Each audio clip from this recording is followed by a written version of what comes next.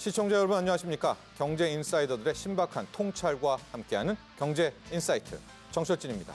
먼저 오늘 하루를 뜨겁게 달궜던 경제 뉴스 투데이 핫경제부터 살펴보겠습니다. 반도체 경기가 내년 상반기까지 상승세를 지속하면서 우리 한국 경제를 견인할 것이란 전망이 나왔습니다. 24일 한국은행이 내놓은 최근 반도체 경기 상황 점검 보고서에 따르면 챗GPT 3.5 개발로 글로벌 반도체 경기가 지난해 반등하기 시작했다고 설명했는데요. 자, 이제 AI 서버 부분으로 수요가 옮겨가면서 견조한 상승세를 이어갈 것으로 전망했습니다.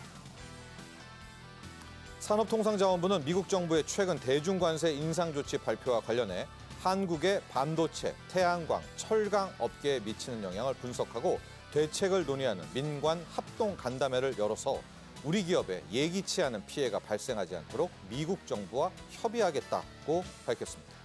미국 무역대표부는 이번 관세 인상 계획 발표 이후 오는 6월 28일까지 각국의 의견을 수렴할 예정으로 정부는 필요시 정부 차원의 의견서를 제출할 계획입니다. 식품의약품안전평가원이 한국인터넷진흥원과 오는 26일 정보통신기술이 적용된 의료기기의 해킹, 정보 유출 등 사이버 보안 위협에 대응하기 위해서 협력 업무 협약을 2년 연장하는 데 합의했다고 전했습니다. 이번 협약의 주요 내용은 의료기기의 보안성 강화, 시험 연구 지원, 새로운 보안 모델 개발 협력, 보안사고 분석 대응 자문, 보안교육 세미나 심포지엄 개최 등입니다. 부동산 전문 리서치 업체 리얼투데이가 한국 부동산원 자료를 분석한 결과 1분기 수도권의 아파트 거래량이 전분기보다 20% 이상 늘어난 것으로 전했습니다. 1분기 수도권 아파트 거래량은 모두 4만 1,938건으로 이는 전분기보다 22.28% 늘어났으며 지난해 같은 분기와 비교해도 21.77% 증가한 수치입니다. 지금까지 투데이 핫경제였습니다. 한국 경제의 또 하나의 뇌관으로 우려가 컸던 부분이 바로 부동산 PF 파이낸싱, 바로 PF 부실 위험이었습니다. 최근 금융위원회와 금융감독원 등 금융당국은 부동산 PF 시장의 연착륙을 위해서 약 5천 개 이상의 사업장에 대한 사업성을 재평가한다는 내용을 담은 PF 정상화 대책을 발표했습니다. 사업성이 가장 낮은 현장에는 추가 대출 중단, 이어서 경매, 공매를 진행하는 한편 사업성이 입증된 곳에 대해서는 신규 자금을 최대 5조 원까지 투입하겠다라는 지원 계획이 함께 담겨 있었는데요. 오늘 경제인사이트에서는 부동산 PF 정상화의 대책, 주요 내용, 보완점, 그리고 앞으로 흘러갈 부동산 시장 전망까지도 저희가 다뤄보도록 하겠습니다. 본격적으로 오늘의 핫 이슈 이야기 나눠보기 전에 자세한 내용 먼저 화면으로 만나보시죠.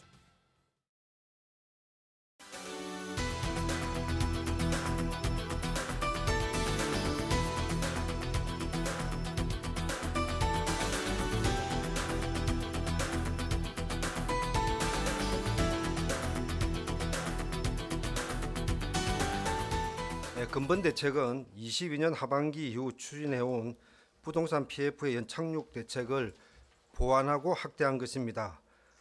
대주단 협약을 개정하고 경매, 공매 기준 도입과 함께 부동산 PF 사업장에 대한 사업성 평가를 강화하여 정상 사업장과 사업성이 떨어지는 사업장으로 사업장의 옥석을 구분하고 사업성이 충분한 대다수의 정상 사업장에 대해서는 사업 추진에 필요한 자금을 확실히 공급하겠습니다.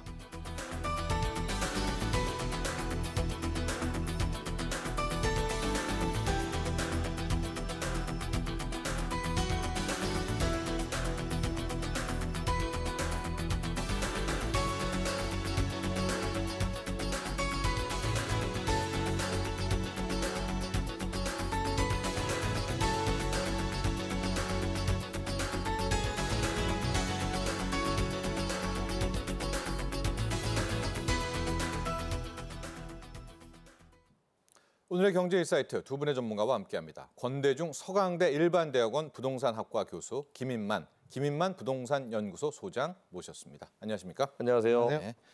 자, 먼저 권대중 교수님, 네.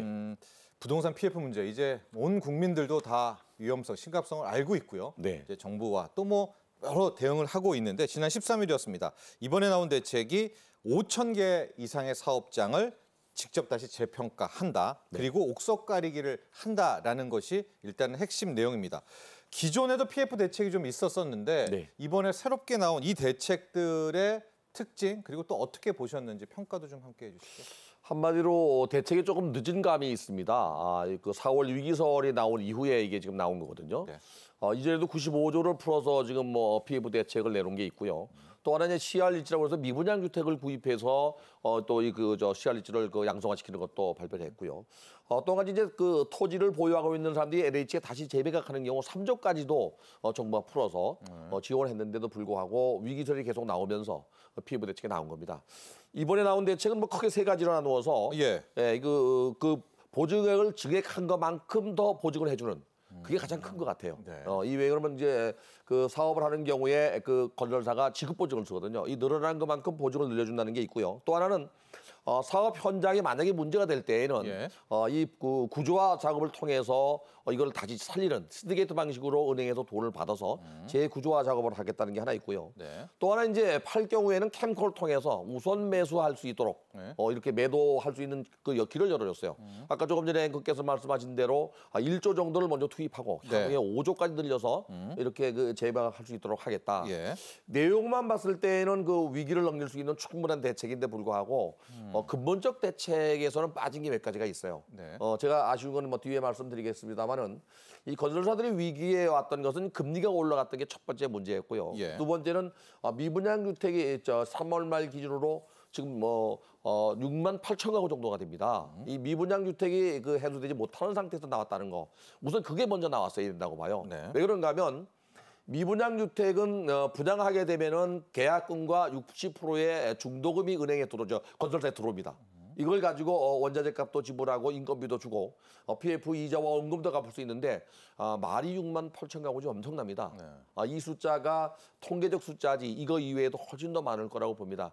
이런 대책이 먼저 나왔어야 되지 않나. 그래서 정부가 이 선제적인 대책으로 내놓은 게 바로 그 80세계 소멸지구에서 6억 원 이하의 85제곱미터 이하 미분양을 살 때에는 주택수에서 뺐거든요. 사실은 80세계 그 소멸 지역에는 미분양 주택이 거의 없습니다. 되게 중대형 같은 경우는 뭐 대도시 이상에 짓기 때문에 이게 조금 잘못된 것 같고 CR일지를 통해서 이렇게 그 뭐랄까 그 미분양 주택을 해소하고 한다는 것은 CR일지가 만약에 주택을 얼마나 많이 매입할까요? 6만 8천 건을 다 매입하지 못하죠. 저는 그게 좀 아쉬웠다고 봐요. 나머지 대책들은 그런 대로 정부가 참 고민해서 내놓은 거 아닌가 그런 생각이 듭니다. 그 부분은 저희가 후반부에 다시 한번 논의해 보도록 하겠고요. 앞서 이제 표 중에서 저희가 크게 4가지 방향, 4단계가 그림이 하나 있거든요. 이제 이 4단계를 한번 좀 설명을 해주시면 좋을 것 같아요. 가장 먼저 뭐 평가하는 부분도 있었고요. 이제 2단계, 3단계, 4단계가 있는데 그 부동산 PF 연착륙을 위한 정책 방향 이 표거든요. 한번 이거 좀 설명해 주시죠. 어떤 단계로 간다는 건가요? 지금 사업성 평가가 3단계로 되어 있습니다. 3단계로 되어 있는 게 이제 첫째는 그 사업장이 양호한 사업장, 그다음에 이제 보통 사업장, 그다음에 이제 악화 우려가 있는 사업장.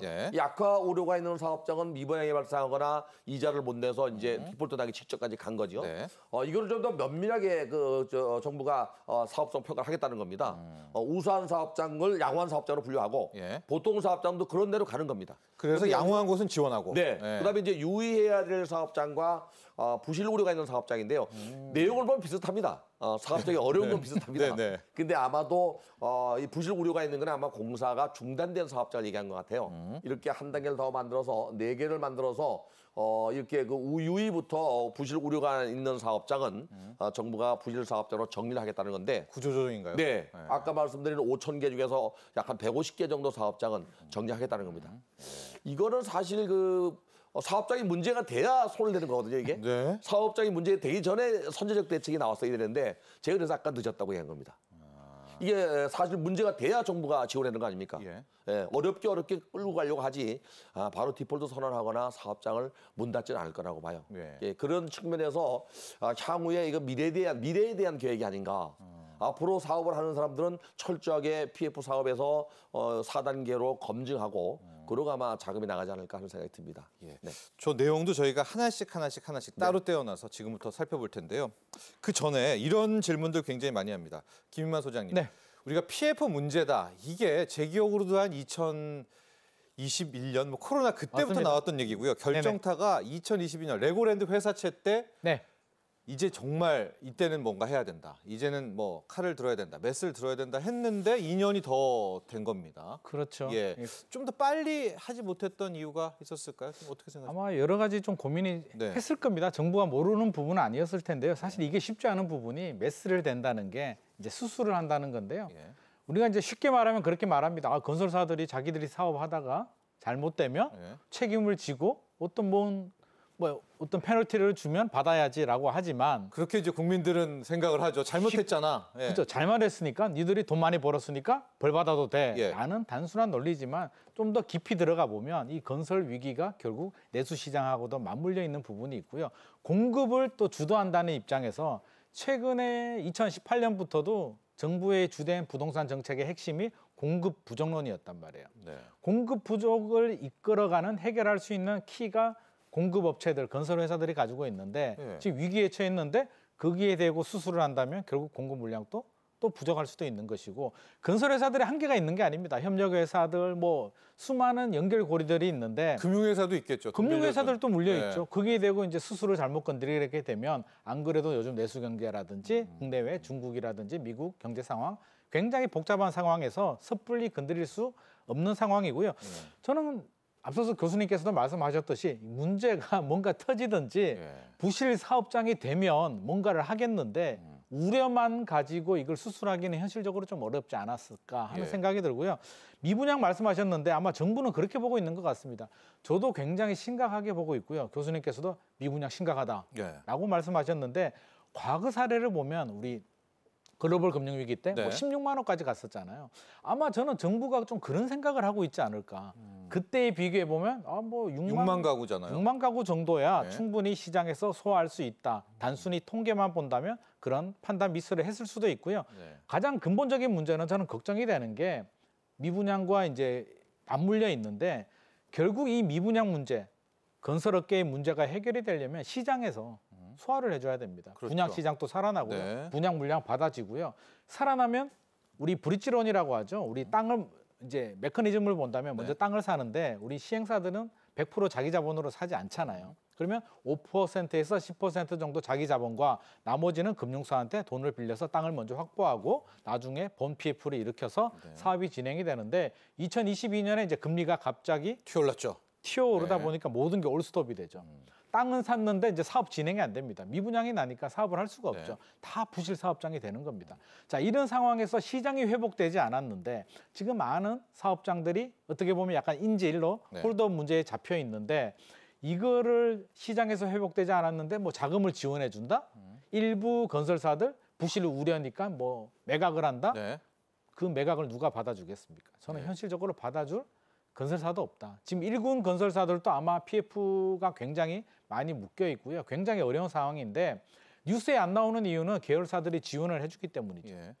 전문 건설사들은 아마 숨 넘어가고 뭐 태양건설 같은 경우는 이제 그런 문제들도 네. 있었지만 전체적으로 굉장히 힘들다. 결국에는 시장에서 해결해주지 않으면 해결이 안 되는데 시장이 해결되려면 금리가 내려야죠. 예. 근데 금리가 지금 미국에서 뭐 올리고 있다. 말이? 왜 안 내리고 있다? 안 내리고 있다. 네.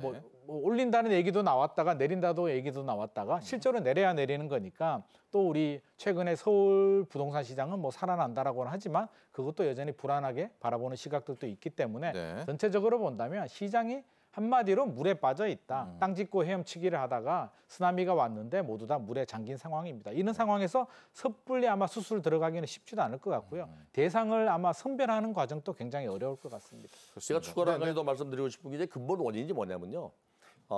지금 우리 김인만 소장 얘기한 대로 브릿지라고 하는 게 토지를 초기에 매입할 때 자기 자본이 10%나 20%도 안 되는데 네. 나머지 8, 90%를 이제 단기 대출로 갖고 오다 보니까 이자가 높아요. 네. 변동금리입니다. 금리가 올라가게 되면 거의 그 본 PF가 안 돼요. 네. 그 태양건설 사태가 바로 성남 성수동에 있는 땅 480억짜리를 10%인 48억을 주고 계약을 하고 나머지 브릿지를 갖고 왔어요. 420억을. 그 420억 만기가 돌아했는데 못 갚았어요. 본 PF가 안 돼서 네. 결국에는 3조 2천억이 디폴트를 한 겁니다. 네.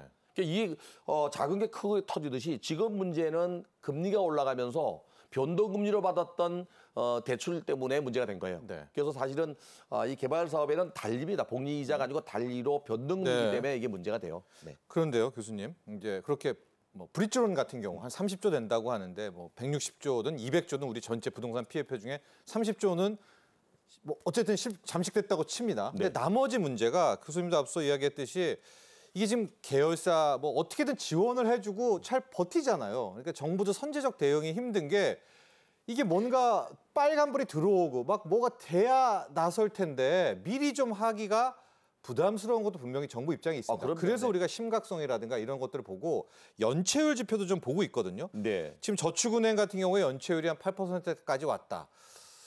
심각성이 그러면 어느 정도인가요? 솔직히 지금 이런 겁니다. 개발 사업을 할 때 10%의 수익률을 보고 만약에 사업을 한다면 예. 이 1년 동안에 10%의 수익률의 이자가 다 나가면 그다음부터 적자입니다. 예. 그러니까 브릿지나 또는 본 PF의 이자를 받았을 때 이자가 그 1년 또는 1년 반 동안의 수익률을 오버하는 경우는 그 사업장은 부실 사업장이 되거든요. 예. 그다음부터 적자니까. 네. 그래서 사실 PF 할 때 PF 그 이자가 미래에 대한 수익을 보고 미래에 대한 돌아올 이익을 보고 빌린 해주는 거죠. 거니까. 네. 네. 불확실성에 대해서 투자한 거거든요. 예. 그래서 정상적인 이자 플러스 그 리스크 프리미엄이 붙어 있는 겁니다. 이게. 예. 그러니까 싸게 줄 수 없는 거죠. 예. 단지 이제 그 구조적으로 변동금리가 문제가 된 거거든요. 그래서 일반 건설사가 당장 눈에 드러나게 이상이 나타나지 않는 이유는 조금 전에 말씀하신 대로 여러 가지 지원도 계열사나 하고, 지급 보증 예. 때문에 그런데 예. 실제 속은 골마 터졌던 거죠. 예. 그 골마 터진 게 이자에 치이고 미분양에 치이고 그런 거였죠. 그럼 정부가 들어가야 되는 게 맞네요. 그렇죠. 이쯤에서는. 네, 지금 예. 저 들어오는 제가 좀 늦었다고 하지만 이번 정부 대책은 잘 나온 것 같아요. 아, 그렇습니다. 이게 시장에 또 개입을 하면 왜 또 빨리 개입했냐 이제 목소리도 나오거든요. 그렇죠. 왜냐하면 버티고 싶은 계열사도 있지 않습니까? 그런 PF도. 그쵸. 버티고 싶은 계열사들은 버텨야 되니까 버티겠죠. 이게 뭐 살리고 버티고 싶은. 싶다라기보다는. 예. 그래서 저도 이제 골든 타임을 놓치고 있다라는 생각이 들고요. 예. 사실 4월 위기설이 있었는데 2023년이죠. 작년에도 4월 위기설이 있었고요. 9월 위기설도 있었습니다. 네. 계속 위기설이 나옴에도 불구하고 이게 막상 터지지 않다 보니까 아마 정부도 지켜보자. 들어갈까? 예. 이거 진짜 아픈 거 맞아? 예. 뭔가 좀 아픈 거 같은데 그래도 잘 버티고 있네, 잘 살고 있네. 예. 내가 굳이 수술을 해야 돼라고 해서 시간이 지나고 있는데 지금 시간이 지난다고 해결될 문제는 아니고요. 눈덩이처럼 커지고 있잖아요. 지금 연체 그 이자라든지 2배 이상 올랐고 네. 10% 정도면 사실상 자본 잠식인데 굉장히 저는 심각한 상황이라고 보여지고요. 자꾸 과거하고 비교해가지고 과거에는 연체율이 더 심각했으니까 지금은 괜찮아. 충분히 버틸 수 있어라는 희망 회로를 돌리기에는 미국 금리 쉽게 떨어지지 않습니다. 네. 한국은행 금리는 더 안 떨어질 거예요. 떨어진다고 해서 반등은 있을 수는 있으나 전체적인 부동산 시장이 분양 시장이 갑자기 좋아지진 않습니다. 예. 그렇게 바라본다면 이게 1년, 2년 그 이상 또 지속될 수 있는 문제이기 때문에 저는 골든 타임 있을 때 숨 넘어가기 전에 미리미리 물에 빠진 건설사들 중에 못 살릴 곳은 어쩔 수가 없지만 예. 살릴 수 있는 곳들은 미리미리 좀 하자. 건져내자라는 네. 입장인데 정부는 굉장히 좀 사실 좀 아쉽고요. 네. 대책 내용은 잘 나왔는데 플러스 알파 앞서서도 이제 교수님께서 말씀하셨듯이 미분양 대책이 좀 빠진 겁니다. 뭐 네. CR리츠라고 하는데 제가 볼 때는 CR리츠 해가지고 한 3천 가구 정도 밖에는 소화가 안 될 것 같고요. 근본적으로는 이제 뭐 건설사들의 분양가 할인과 양도세 면제 이런 패키지들이 나와서 시장에서 어느 정도 소화를 해줘야 되는데 계속 미적미적되고 있다. 네. 최근에 이제 3월 통계까지 나왔는데요. 3월까지는 미분양이 뭐 6만 5천 원, 6만 8천 원 정도인데 4월, 5월에 굉장히 밀어내고 있거든요.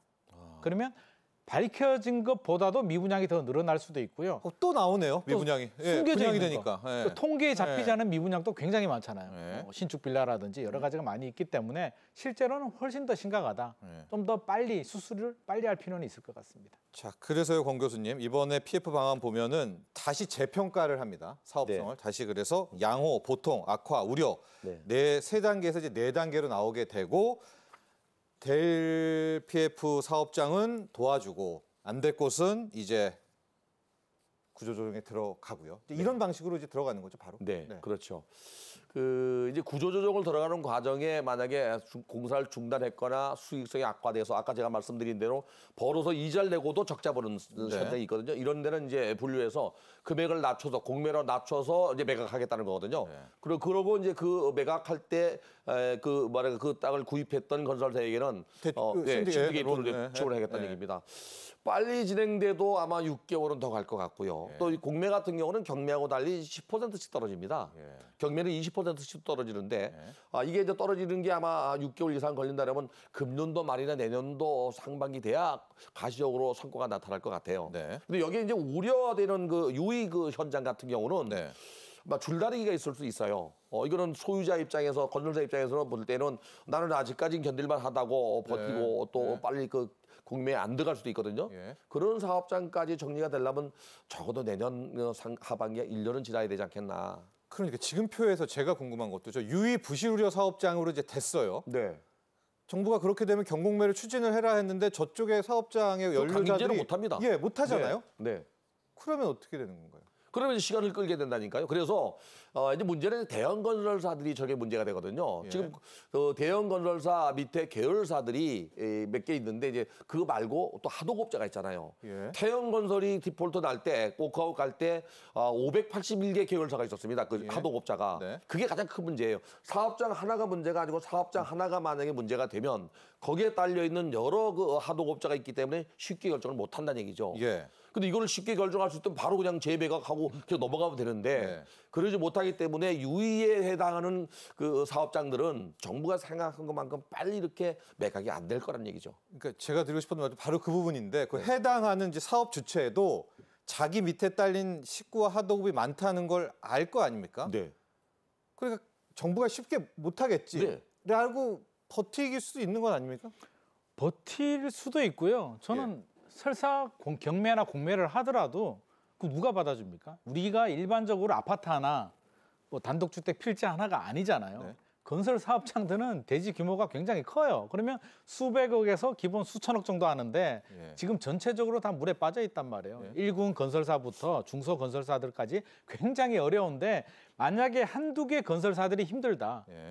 위기다, 문제다라고 한다면 다른 건설사들이 받죠. 가격이 떨어지게 되면 받았다가 나중에 사업을 하면 되는데 지금 일군 건설사들도 제가 알기로는 숨이 넘어가고 있는 상황에서 그게 경매, 공매 넘어온다고 해서 얼마나 저렴한 가격에 10%씩 떨어져 가지고는 저는 이게 6개월이 아니라 1년이 지나도 아마 쉽지 않은 가시적인 성과는 별로 나오지 않을 것이다. 그래서 일단, 지금 현재 위험성에 있는 건설사들이나 현장을 지원하는 대책이 좀 더 있었어야 되는데 그건 좀 아쉬움이 있어요. 지금 물론 이제 지금 지난번에 대책 나올 때도 보증도 25조에서 35조로 늘리고 정부가 계속 하고 있습니다. 비아파트 부분도 뭐 4조까지 늘리고 하는데 그거 이외에 현장에 직접적으로 도움이 될 수 있는 대책. 그게 뭐가 있을까? 이거 정말 고민했어야 되는데 이게 좀 빠진 거 아닌가 이런 거죠. 지금 이자가 눈덩이처럼 늘어나면서 계속 변동금리 때 계속 고금리 아닙니까? 사실은 그 어느 정도 캡을 씌워서 이자가 너무 올라가면 사업성이 망가지니까 그 이상 올리지 못하도록 정부가 은행에다 좀 주의를 주고 뭐 5, 7%로 받았던 게 12%, 13%까지 올라가지 않도록 7, 8%, 8, 9%에서 견딜 수 있는 정도로 캡을 씌웠다면 이렇게까지 안 갔을 거예요. 교수님이 금리를 정부가 직접적으로 개입해서 할 수 없지만 주의를 두고 만약에 그렇게 좀 유도했다면 진작에 왜 붓을 나면 은행도 손해거든요.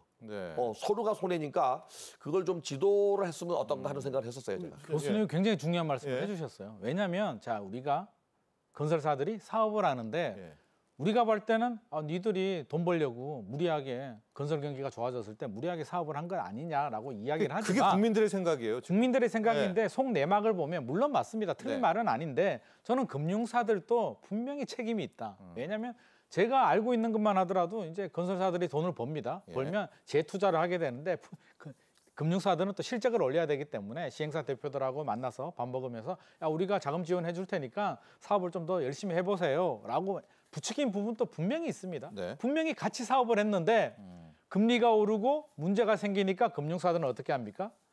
연장 잘 안 해주고 금리부터 2배 올려버리고 시행사들은 건설사들은 숨이 넘어가는 거죠. 그러면 위기가 왔을 때는 같이 고통을 감내하고 같이 어려움을 이겨나가도록 해줘야 되는데 금리를 이렇게 올려버리게 되면 죽자네 내기밖에 안 되고요. 나 혼자만 살자는 거잖아요.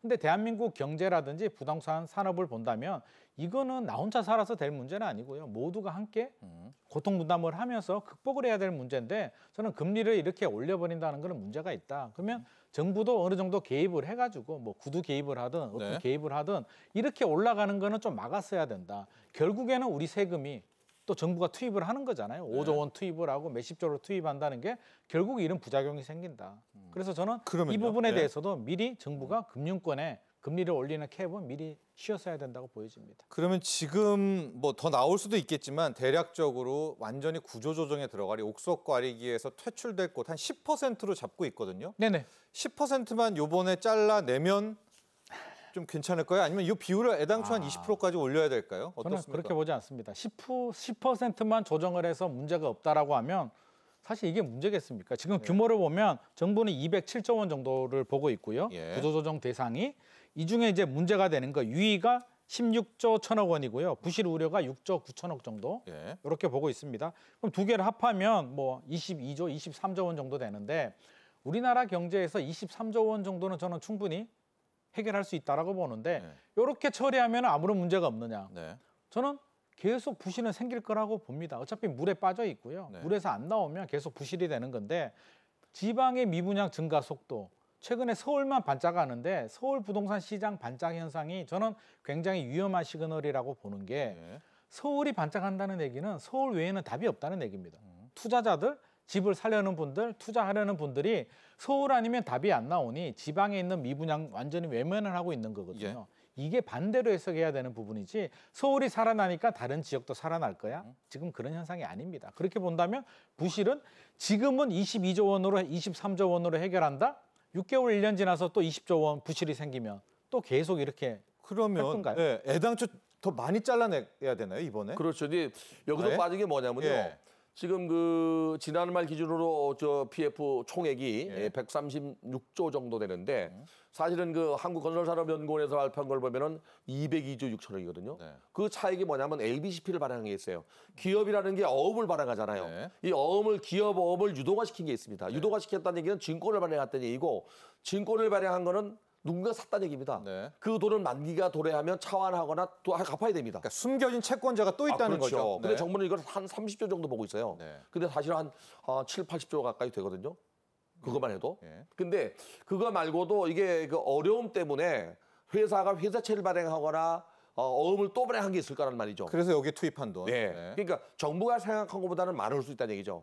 금리가 떨어지면 전부 해결될 문제고 경기가 좋아지면 다 해결될 문제인데 네. 경기가 어렵고 금리가 고금리를 지속하면 정부가 생각한 것보다 더 많은 부실 기업이 나올 가능성도 있다 이거죠. 그런데 정부도 만약에 이걸 이제 10%가 아니라 20%까지 이번에 잘라낸다라고 해볼게요. 근데 국민들도 뭔 20%냐 그냥 부실은 다 문 닫게 해라라고 이야기는 하지만 그 여파가 결국 금융사, 은행, 뭐 저쪽에 오게 될까 봐 그래서 그 고민이잖아요. 예. 재구조화하거나 잘라내는 게 답은 아니란 얘기입니다. 제 예. 생각에는. 아, 그럼요. 예. 네, 그래서 정말로 부실돼서 서 있는 건물들이 있습니다. 예. 이거는 정리해야 됩니다.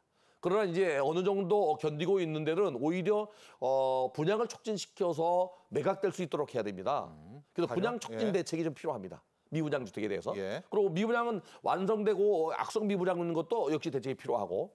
그 다음에 지금 브리지도 있으면서 이 그 원자재 값이 비싸서 본 PF를 못하는 현장들이 있어요. 네. 이런 현장들은 정말 정리해도 돼요. 왜? 계약금 10%밖에 안 나갔거나 또는 뭐 브릿지 정도밖에 안 나갔기 때문에. 근데 브릿지가 만약에 100억이면 본 PF가 500억 1000원씩 되거든요, 이게. 네. 굉장히 몇 배 되기 때문에 그런 것들은 옥석가리 좀 필요하고. 네. 본 PF 나가서 지금 현재 그 잘 못 가는 그 현장들은 이 합병시키거나 좋은 그 건설사에 매각하거나 이런 그 유도가 좀 필요하지 않겠나. 네. 그래서 이 옥석가리기를 지금 현재 뭐 유의 또는 뭐 더 이상 사업을 못 가는 걸 이걸로만 구분할 게 아니라 네. 좀 더 들어가서 그 미래에 이게 갈 수 있는지 없는지 빨간불인지 파란불인지 노란불인지 이걸 좀 더 가릴 필요가 있다고 봐요. 그래서 그 부분에 대해서는 아주 대폭 분양 정책을 나와야죠. 결국에는 시장에서 해결해야지 정부가 해결할 수는 없습니다. 예. 정부가 해결할 수 있는 건 이제 우리가 주택 공급은 두 가지가 있죠. 민간, 예. 공공이 있는데 공공이 할 수 있는 건 어떻게 보면 5조, 10조 이렇게 자금 지원해 주는 것도 굉장히 중요하긴 하지만 예. 지금 이제 경공매 넘어가고 이제 이런 사업장들이 나올 거란 말이에요. 네. 본격적으로 수술을 하게 되면 네. 우리 LH가 이제 청년주택이라든지 신혼부부 주택, 공공주택 사업을 계속 진행하게 된다면 이렇게 저렴하게 나오는 부지에 대해서는 저는 LH가 공적 자금을 또 투입을 하더라도 미리 입지가 좋은 곳에 저렴하게 나온다면 미리 선매입을 하는 방법도 저는 충분히 고려할 만하다고 생각이 들고요. 네. 왜냐하면 다른 건설사들이 받아주지 못합니다. 네. 두 번째는 이제 시장에서 받아줘야 되는데 시장이 완전히 죽은 게 아니에요. 네. 추가 상승에 대한 기대감이 낮기 때문에 지금 분양가 많이 올랐잖아요. 이 분양가에 이런 분위기에 지금 사서 과연 얼마나 오를까에 대해서 불확실성이 있으니 안 들어가는 거지. 네. 뭔가 안전 마진이 있으면 들어간단 말이에요. 분양가 상한제라든지 최근에 줍줍 보면 막 들어가잖아요. 네. 그렇다면 뭔가 메리트를 줘야 된다는 거죠. 메리트가 뭘까? 분양가 할인을 준다면 5년간 양도세 면제, 1년 동안 미분양이나 이런 주택을 사게 된다면 5년간 양도세 면제 혜택을 줄게. 취득세 감면해 줄게. 금융권하고 콜라보를 해서 대출 이자 좀 깎아줄게. 그러면 분양가도 사실은 지방 미분양이 메리트가 있어요. 예. 왜 메리트가 있냐면 최근에 건축비가 1년, 2년 만에 천정부지 올랐잖아요. 1년, 2년 전에 분양을 했던 분양가는 분명히 메리트 있습니다. 그 상승분이 반영되지 않았기 때문에. 네. 메리트가 있는데 살짝 더 할인해 주고요. 세제 패키지를 준다면 저는 분명히 실수요자들은 손해보지 않습니다. 오히려 이득입니다. 그래서 서로 상생할 수 있는 네. 이런 정책을 좀 더 강구해야 될 것 같습니다. 한번 터놓고 얘기합시다를 해서 왜냐하면 이게 이제 네. 정치 쟁점화가 제 생각에는 100% 될 것 같아요. 가령 지방의 미분양 같은 경우에 사는 사람에 대해서는 1주택으로 뭐 취급 안 한다. 그렇죠. 근데 이제 100% 정치 쟁점화가 또 될 수 저는 있잖아요. 그래서 예. 우리 김만수가 얘기한 대로 네. 주택공무원 민간과 공공이 있잖아요. 네. 이 그 대책도 정부가 해야 될 대책과 민간이 해야 될 대책이 있어요. 예. 처음에 이제 정부가 해야 될 대책은 뭐냐면 부실 시행사 전부 정리해야 됩니다. 예.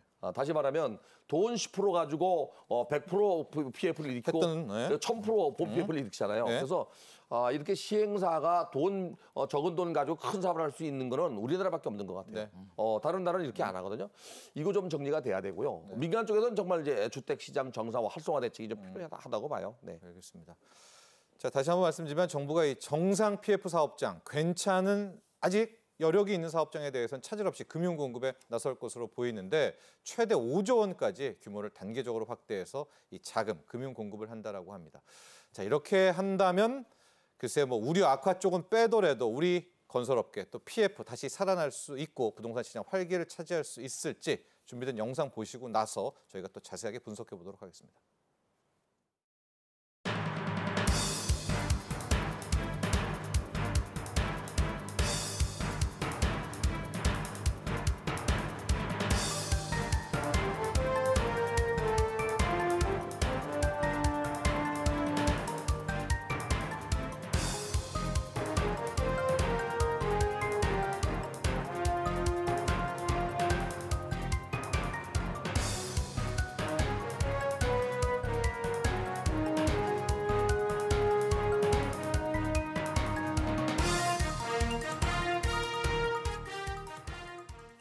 권대주 교수님, 바로 네. 이제 신디케이트론 이거 봐야 네. 될 것 같아요. 네. 어떻게 평가하고 계십니까? 지금 보면 우선 1조 원 정도로 조성을 하고 이제 여기에 따라서 필요시에 5조 원까지 늘리게 되고요. 뭐 경공매 진행하는 피해 사업 내용들이 좀 있습니다. 저는 신디게이트를 정부가 도입한 건 잘한 것 같아요. 한 은행에 몰리면 이게 디폴트 날 수 있거든요, 은행도. 네. 이걸 위험 분산시킨 거거든요. 예. 그래서 여러 은행이 조합해서 십시일반하겠다는 건데 예. 그렇게 해서 이제 돈을 사용할 때가 이제 문제라고 봐요. 저는 정부가 내놓은 대책 중에서 특히 이제 그 브릿지가 가기 직전에 계약금만 내고 스톱된 데가 있어요. 이건 정리해야 된다고 봐요. 그럼요. 네. 네. 그리고 이제 브릿지도 아까 말씀드린 대로 이자가 많이 연체된 건 이거 정리해야 된다고 봐요. 네. 그래서 이제 신디게이트로 돈을 만약에 모집하게 되면 리스크 분산은 됐지만 쓰는 걸 잘 써야 된다고 봐요. 네. 정부가 이건 잘한 것 같아요. 네. 네. 그런 다음에 이제 지원 유형을 보면 뭐 NPL 매입 지원도 있고요. 일시적 위정성 위기 지역도 있고요. 경락자금 대출도 있고 은행들을 다 모아서 이렇게 한다라고 하는데 김인만 소장님, 네. 경공매 진행하는 PF 사업장들이 있어요. 네네. 경공매도 민간 영역인데 이걸 두면은 됩니까? 여기까지 좀 컨트롤해야 되나요? 정부가 네. 야 이게 정부가 이게 경공매 민간 시장을 컨트롤 뭐 공매는 뭐 또 이게 좀 네, 다를 다르지만, 수도 있습니다만 이게 민간에 사실은 맡겨서 될 문제도 아닌 것 같고 그렇다고 해서 정부가 모든 걸 해결할 수도 없고 사실은 굉장히 좀 어려운 숙제이긴 합니다. 네. 앞서서도 제가 이야기를 했듯이 한두 개가 문제라면 3, 4가 이렇게 받아줄 수는 있는데 지금 전체적으로 다 어려운 상황이기 때문에 좀 어렵긴 한데요. 어차피 이렇게 하기로 정책 방향이 정해졌다면 저는 좀 추가 지원 사항들도 좀 나와야 될 것 같습니다. 네. 경공매를 만약에 뭐 이렇게 받게 된다면 뭐 다른 금융 혜택이라든지 그 사업장에 대해서 이 사업장을 좀 잘할 수 있도록 이 사업장을 가지고 나중에 분양 사업을 했을 때 어떤 또 뭐 어떤 메리트 또 이걸 진행할 수 있는 여러 가지 패키지가 나와야 되는데 지금 나오는 대책을 보면 열심히 고민을 하긴 했는데 시장에서 소화하기에는 저는 좀 아쉬운 점이 있다. 미분양도 마찬가지고. 제가 한 가지 더 말씀드리고 싶은 건 이제 그 내용 중에서 그 채권 매입 얘기가 나오는 게 하나 있어요. 유동화 증권. 네. 아마도 부실 채권을 한 대 모아서 풀로 모아서 유동화 증권을 발행하고 그 유동화 증권을 발행하고 난 이후에 그 돈으로 다시 재투자할 수 있거든요. 근데 그 돈을 어떻게 상환하느냐? 유동화 증권에 발행할 때 들어갔던 그 부동산을 AMC에서 이 재매각하는 과정이 바로 경매나 공매를 통하거든요. 네. 그러면 이제 실제 신디케이트에 참여한 은행들도 자기 자본이 직접 들어가는 걸 줄일 수 있어요. 이런 장점이 있어서 그 내용을 보면은 경공매도 지원하고 경락 자금도 지원하고 나중에 유동화 증권 채권 매입도 지원하겠다고 한 것 같아요. 이거 시간이 상당히 걸립니다. 이게 문제입니다. 그리고 제가 또 우려하는 또 하나는 그러니까 자금 여력이 있는 곳이겠죠. 네. 경공매에 참여할 이 세력들은 정부가 내가 좀 더 기다리면 더 혜택 주겠지. 좀 더 기다리면 더 혜택 주겠지 하고 끝까지 안 들어가 버리면은 어떡합니까? 그래서 제가 그거는 이제 채권자 입장에서 볼 때 예. 은행이 경매를 집어넣는 거니까 예. 채무자는 권한이 없어요. 일단 뭐 정부가 지침을 가지고 예. 이렇게 가이드라인을 가지고 그 이상 되는 거는 경매를 집어넣거나 공매를 진행하면 예. 지원하겠다고 딱 선언하면 은행 입장에서도 지원할 수밖에 없어요. 그렇지 않으면 지원을 못 받거든요. 예. 그래서 경매가 진행되거나 공매로 진행되거나 유동화 증권을 발행하는 경우는 아마 은행 그 연합회에서 시드게이트에 참여하는 시중은행에서 결정하겠지만 예. 정부의 가이드라인을 따를 가능성이 높습니다. 그런데 그 경공매로 털어낼 수는 있어요. 네, 그러면 이제 금액이 떨어지잖아요. 네, 굉장히 떨어질 텐데. 떨어지니까 원금 네. 손실을 누가 봐야 돼요? 신디게이트에 참여한 은행들이 손해를 봐야 됩니다. 그게 이제 문제지요. 예, 그러니까요. 은행들이 만약에 이렇게 보는 거죠. 지금 그렇게 참여해서 손실을 30% 봤다면 예. 가만 가만 놔둬도 50%면 들어가겠죠. 예. 그래서 아마도 정부가 그러면 또 지원도 한다고 했으니까 예. 참여할 가능성이 높다고 저는 보고 있는 거예요. 만약에 참여를 안 한다면 예, 더 크게 물리니까. 네. 예. 나중에 더 물어내야 되는 문제가 나오니까 그러고 정부 지원도 없다. 네. 근데 만약에 같이 진행하면 나중에 경락 잔금도 해주고 이자도 뭐 저리로 해주고 또 지원도 한다 그러면 이건 당연히 또 특히 그 물건을 그 구입한 건설사나 시행사에게는 여러 가지 또 자금 지원 혜택이 있기 때문에 네. 진행될 가능성이 있어요. 문제는 네. 시간과의 싸움입니다. 그래서 전 참여 기간에 이번에 해당되는 이제 부실 사업장에 돈을 대출한 기관들 있지 않습니까? 네네. 다 들어와라 당국이. 그래서 네. 들어가는 게 책임을 맞죠. 져라. 네. 다 왜? 들어가서 그게 해라. 맞아요. 네, 네, 그렇게 좀 해야 되는 거 아닙니까? 압박을? 맞습니다. 네. 왜냐하면 그대로 내버려두면 교수님 말씀하신 것처럼 네. 이게 눈덩이처럼 커져요. 네. 그러니까 지금 그냥 피한다고 해서 이게 피할 수 있는 문제가 아닙니다. 예. 그러면 50% 손실을 볼 걸 30% 손실을 본다면 예. 오히려 이득이기 때문에 저는 시간은 우리 편이 아니다. 지금 시간이 지날수록 눈덩이처럼 커지니까 제가 아까 말씀드린 빨리 대로 진행을 해야 초기에 돼요. 선제적 대응과 그렇죠. 사후적 대책이 있잖아요. 네. 그 선제적 대책이 좀 늦었다고 제가 말씀드린 게 네. 사실 미분양 주택 3월 달 기준 6만 8천 가구는 엄청 많은 겁니다. 예. 우리가 2009년도 1월 달에 미분양 주택이 16만 6천 가구만 생각하는 것 같아요, 정부는. 맞습니다. 그때 이제 212 대책을 내놔서 네네. 연말까지 주택 구입할 때 취득세 양도세 감면했거든요. 근데 일단 선제적 대응이 좀 부족했다는 거. 네. 그리고 지금 나온 대책이 그래도 1,000만 가구 나왔지만 이게 이제 시한을 언제까지 갈 것인가. 네. 이게 공경매를 시작하게 되면 그냥 뭐 한 평가하고 뭐하고 한 1년 가거든요. 그래서 빨리 이거를 그 위기를 벗어날 수 있는 그런 상황은 아닌 것 같다. 그런 생각이 들어요. 네. 그리고 저는 그런 생각도 좀 듭니다. 그래서 뭐 위기를 해결해야겠죠. 네. 빨리 탈출을 해야 되는 거는 맞는데 이게 또 선례를 남기게 되면 야 정부가 다 해결해 주는구나 이런 모럴 해주를 그럴까 봐요. 남기는 거는 네. 굉장히 문제가 있습니다. 네. 그래서 책임져야 되는 시행사라든지 앞서서 말씀하셨듯이 최소 자금으로 이렇게 사업을 하는 관행들은 이제는 앞으로는 철퇴를 좀 내려야겠다. 뭔가 구조를 변하고 이번 문제는 해결을 하되 재발 방지 대책도 좀 마련이 돼야 될 것 같아요. 이 시행사의 조건이요. 자본금 3억 이상의 주택건설 사업면허를 내기 위한 건축기사 1명만 있으면 됩니다. 네. 그것도 이번에 한번 그거 해서 제가 아까 시행에 대한 말씀드린 것도 게 시행사로 함께, 일단 예, 정지가 돼야 된다니까요. 정리도 함께 했으면 좋겠고요. 네. 앞서 말한 것처럼 밑에 단계, 뭐 브릿지론 이미 다 부실화되고 아주 심각한 곳들은 좀 신디케이트론에 참여할 때 금융기관도 이렇게 네. 저렇게 좀 독촉해서 좀 결자 해지 차원에서 풀도록 하고요. 양호한 것이야 좀 두면 되겠고 그 중간에 있는 곳들은 이게 이제 여야가 한데 모여서 심각하니까 우리 좀 특단의 뭐 분양 관련한 혜택을 주자 뭐 이런 협의를 또 해서 너무 이게 갑작스럽게 이제 강하게 가버리면요 주택 공급에 차질이 생깁니다. 10% 갖고 있는 수행사도 주택 공급을 하거든요, 이게. 예. 그래서 이걸 양성화시키는 방법이 이제 문제입니다. 예를 들어서 뭐 자본금이 10% 20%밖에 없다면은 네. 인허가 과정에서 또 좀 강하게 할 필요도 있지만 아니 지금 이미 미분양 난 것들 해결할 방법으로. 네, 네. 예. 그때는 좀 더 많은 좀 혜택을 그렇죠. 혜택을 줘서, 줘야 되겠죠. 예, 네. 줘서 거기도 털어내고 네. 양호한 곳이야 언제든 회복되면 또 아, 그럼요. 거긴 또 풀리니까 거기는 좀 그냥 두고 이론상으로는 이러면은 될 것 같은데 막상 들어가면 이게 가장 큰 문제는요. 이거보다 더 또 사후의 문제가 뭐냐면 이렇게 이제 어려워지고 이익이 줄어들게 되면요. 부실공사로 이어져요. 이게 또. 이게 문제입니다. 원자재 값 올라가죠. 또 이자 감당 안 돼서 적자 보고 있죠. 그러면 공사 기간을 단축해서 빨리 끝내려고 하는데 저급자재를 사용해서 또 부실공사가 일어날 수 있거든요. 네. 그래서 사실 이번에 정부의 그 PF 대책은 좀 강력하게 빨리 추진했으면 좋겠어요. 네.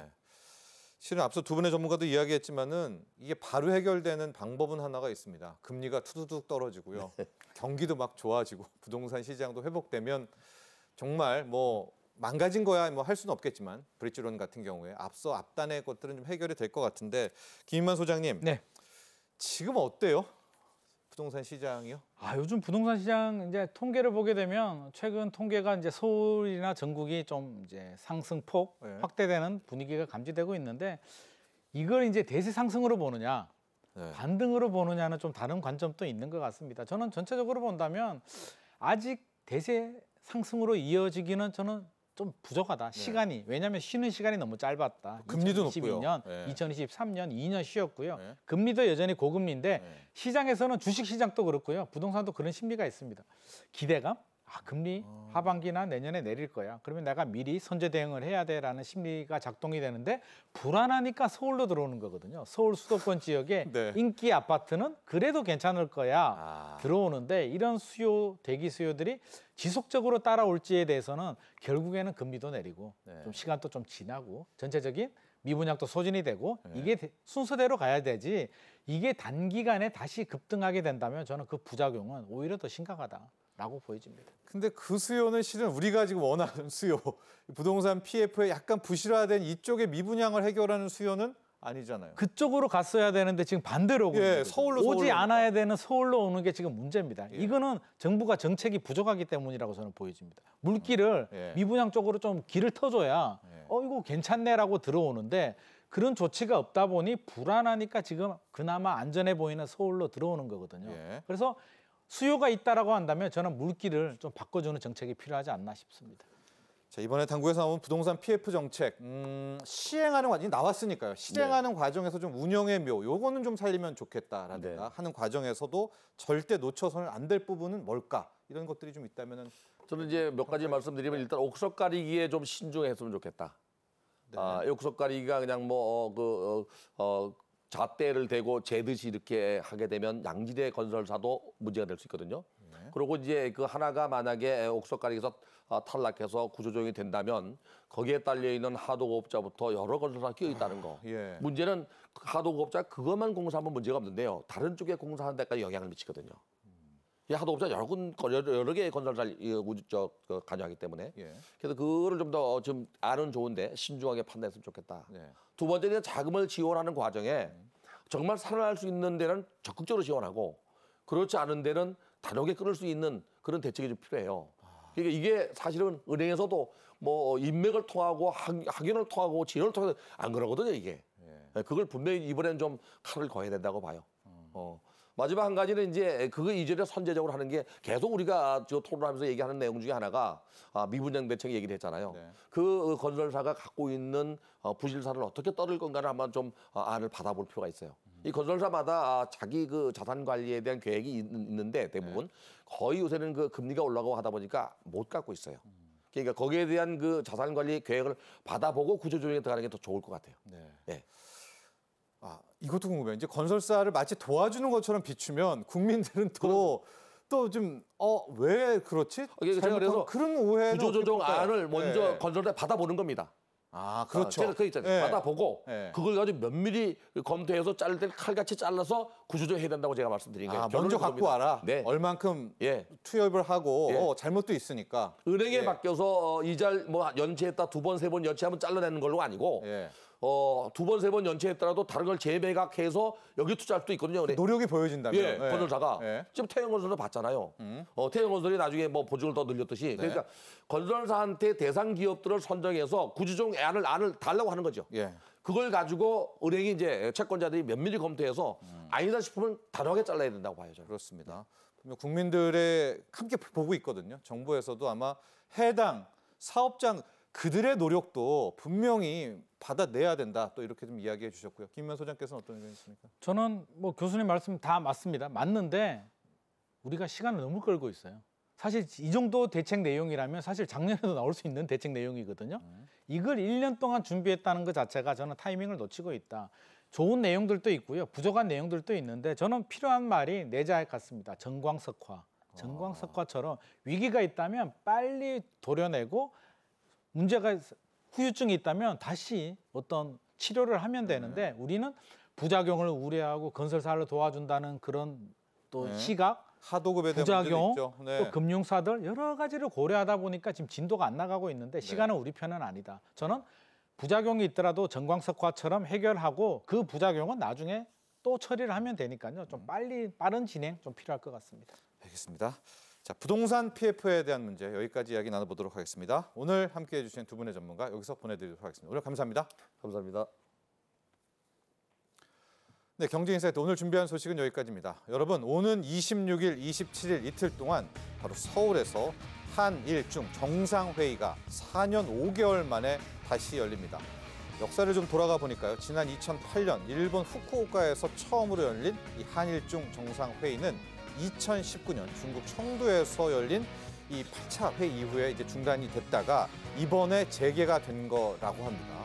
그러니까 참 의의가 깊죠. 삼국 정상은 이번 회의에서 경제, 통상 등 6개 협력 분야에서 협력 방안을 논의하고 아마도 의미 있는 공동 선언문까지도 채택할 그럴 기획과 기대와 예정을 받고 있는데요. 다음 이 시간 경제인사이트에서는 제9차 한일중 정상회의 의미와 주요 내용, 경제 효과와 남은 과제까지 자세하게 짚어보도록 하겠습니다. 오늘도 함께해 주신 시청자 여러분 감사합니다.